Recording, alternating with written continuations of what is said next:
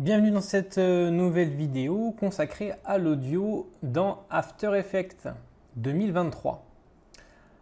Alors, pour vous parler de l'audio, je vais déjà importer une vidéo, par exemple. Donc, je vais double-cliquer dans la partie projet à ce niveau-là.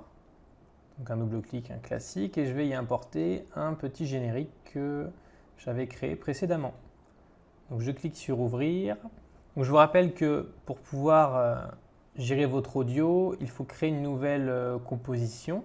Donc je prends mon audio que je viens de déposer sur ce petit icône, ce qui me permet du coup d'avoir une nouvelle compo et surtout donc d'avoir un calque avec ce fameux audio. Alors ici, il s'agit d'une vidéo, donc si j'appuie sur la touche espace, donc là vous ne l'entendez peut-être pas, mais on voit donc qu'il y a un audio associé.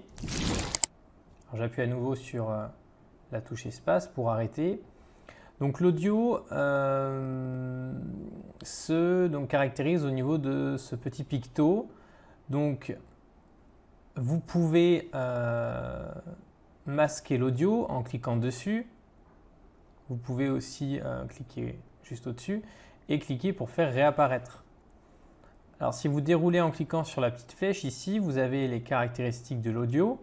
Donc par défaut, After Effects attribue 0 décibel, qui est en fait le niveau standard de l'audio. Donc si on veut augmenter le son, il suffit de cliquer, aller vers la droite. Donc on peut par exemple aller à 6 décibels. Dans ce cas, donc on aura augmenté de 6 décibels ou à l'inverse diminué. L'intérêt du petit chronomètre, c'est que, par exemple, si je reviens au début, je peux décider de démarrer à un niveau standard, par exemple à 0. Je peux tout à fait sélectionner, écrire 0. Et donc, cliquer sur le petit chronomètre pour placer ce qu'on appelle une image. Nous y reviendrons dans de prochaines vidéos. Aller un petit peu plus loin et décider qu'à partir de là, par exemple, le niveau diminue. Par exemple, pour bien diminuer, je vais aller jusqu'à -33. Ainsi, j'ai donc bien deux images clés, deux moments, un niveau sonore normal, et puis progressivement, je vais vers des décibels vers un niveau du moins assez moindre.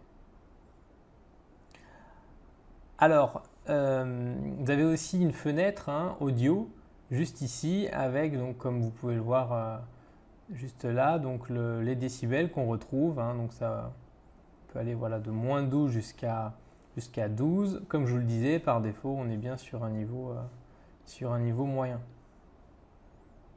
Donc là, vous voyez, quand je diminue,